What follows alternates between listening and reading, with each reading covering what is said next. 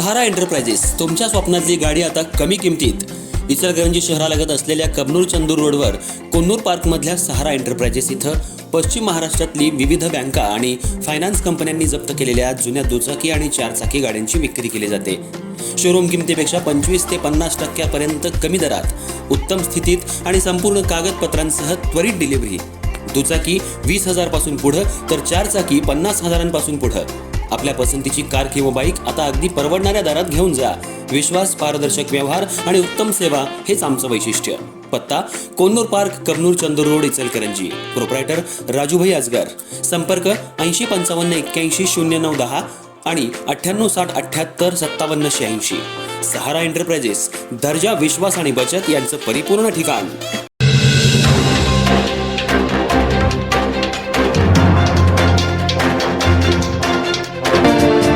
इचलकरंजी शहरातील अधिकृत स्टॅम्प विक्रेत्या सुनीता प्रकाश मोरबाळे या शासनानं निश्चित केलेल्या दरापेक्षा जादा दरानं स्टॅम्पची विक्री करत असून परवानाधारक व्यक्तीऐवजी इतर व्यक्तींकडून स्टॅम्पचं वितरण केलं जात असल्याचा गंभीर आरोप करण्यात आलाय. या प्रकरणी संबंधित विक्रेत्याचा परवाना रद्द करून कायदेशीर कारवाई करावी अशी मागणी करत नोंदणी महानिरीक्षक तथा मुद्रांक नियंत्रक पुणे आणि जिल्हा मुद्रांक अधिकारी कोल्हापूर यांच्याकडे लेखी तक्रार दाखल करण्यात आल्याची माहिती दीपक रावळ यांनी पत्रकार परिषदेत दिली आहे. इचलकरंजीतील माजी नगरसेविका तथा अधिकृत स्टॅम्प विक्रेत्या सुनीता प्रकाश मोरबाळे या गेल्या अनेक वर्षांपासून स्टॅम्प विक्रीचा व्यवसाय करतायत. मात्र त्या शासनानं निश्चित केलेल्या किमतीपेक्षा अधिक रक्कम आकारत असल्याचा आरोप दीपक रावळ यांनी केला. त्यांच्या म्हणण्यानुसार 100 रुपयांचा स्टॅम्प खरेदी करण्यासाठी नागरिकांकडून 150 रुपये घेतले जातात. शासनाच्या नियमानुसार कोणत्याही स्टॅम्पची निर्धारित किमतीपेक्षा जादा दरानं विक्री करता येत नाही. याशिवाय परवानाधारक विक्रेती स्वतः स्टॅम्पचं वितरण न करता इतर व्यक्तींमार्फत स्टॅम्प देण्यात येतात आणि त्यावर दुसऱ्याच व्यक्तीकडून स्वाक्षरी करण्यात येते असा आरोपही त्यांनी केला. हा प्रकार शासनाची फसवणूक असून शासकीय मुद्रांकांचा गैरवापर असल्याचं त्यांनी म्हटलंय.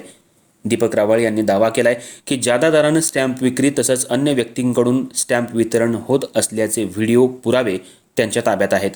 या प्रकरणात भारतीय दंड संहिता, भारतीय मुद्रांक कायदा तसंच भ्रष्टाचार प्रतिबंधक कायद्यानुसार गुन्हा दाखल करण्याची मागणी त्यांनी केली आहे. सुनीता मोरबाळे परवाना क्रमांक 26/2000-2001, कोड क्रमांक 260-724 यांचा परवाना रद्द करण्यात यावा. तसंच इचलकरंजी शहरातील सर्व अधिकृत स्टॅम्प विक्रेत्यांची विशेष तपासणी आणि लेखापरीक्षण करण्यात यावं. नागरिकांची फसवणूक करणाऱ्या दोषी विक्रेत्यांवर फौजदारी गुन्हे दाखल करून कठोर दंडात्मक कारवाई करावी अशी मागणी जिल्हा मुद्रांक अधिकारी कसबा बावडा कोल्हापूर तसंच नोंदणी महानिरीक्षक आणि मुद्रांक नियंत्रक पुणे यांच्याकडे लेखी तक्रारीद्वारे करण्यात आल्याची माहिती दीपक रावळ यांनी पत्रकार परिषदेत दिली. अलीकडच्या काही वर्षांमध्ये इचलकरंजी शहरामध्ये अतिशय अवैधपणे आणि बोगस पद्धतीने खरेदी व्यवहार झालेले आहेत. त्याच्या अगोदर आमच्या गोकुळ चौकामध्ये सुनीता प्रकाश मोरबाळे यांच्या नावाने स्टॅम्प वेंडर्सचं ऑफिस आहे. त्यांनी तिथे स्टॅम्प विक्री करतात. पण त्यांच्या ऑफिसमध्ये गेले असता त्यांच्याकडून शासनाने ठरवून दिलेल्या रकमेपेक्षा जास्त रक्कम घेणे एका स्टॅम्प पाठीमागं, त्याचबरोबर परवानाधारक ऐवजी अन्य व्यक्तीकडून सही करून देणे स्टॅम्प आणि बनावट सही करून शासकीय मुद्रांकांचा गैरवापर करणे. त्यामुळे सुनीता प्रकाश मोरबाळे यांचं स्टॅम्पचं जे लायसन्स आहे ते कायमस्वरूपी निलंबित करावी अशी माझी प्रथम मागणी आहे. त्याचबरोबर जे बोगस खरेदी झालेले आहेत अलीकडच्या काळामध्ये, उदाहरणार्थ सन्माननीय जिल्हाधिकारी साहेब असू देत, आदरणीय प्रांत साहेब असू देत, आदरणीय तहसीलदार साहेब असू देत, यांच्या खरेदीमध्ये सरसकट बोगस ऑर्डर जोडलेली आहे. उदाहरणार्थ आता या खरेदीमध्ये ही ऑर्डर जोडलेली आहे आणि ओरिजिनल ऑर्डर ही आहे.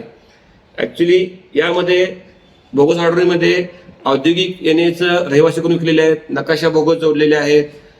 त्यात म्हणजे नकाशा बोगस जोडून औद्योगिक येणे करून म्हणजे सन्मान सर्व सकट म्हणजे जिल्हाधिकाऱ्यांचा सुद्धा त्यांनी मान ठेवलेला नाही आहे, तहसीलदार साहेबांचा मान ठेवला नाही, प्रांत साहेबांचा मान ठेवला नाही. आणि ही खूप मोठी टोळी आहे असं मला वाटतंय. कारण कोणाच्या ऑफिसमध्ये बसून ही सगळी संकल्पना मांडली जाते, कोणाच्या डोक्यातून ही सगळी आयडिया येते आणि एकाच मार्गदर्शन, एकाच टायपिंग, एकाच ऑफिस, एकट्यानं पेपर सबमिट करणं, चौथ्यानं ते पैशाचा हिशोब ठरवणं, असं काय यांचा गौरबंगाल आहे काय, काही टोळी आहे का अशी मला शंका वाटते. त्याचबरोबर हे सगळं करत असताना यामध्ये शासकीय कर्मचारी आणि अधिकाऱ्यांच्यावर काही दबाव, दमदाटी किंवा त्यांना वेठीस धरून हे सगळे बोगस व्यवहार केलेले आहेत काय अशी मला शंका येते.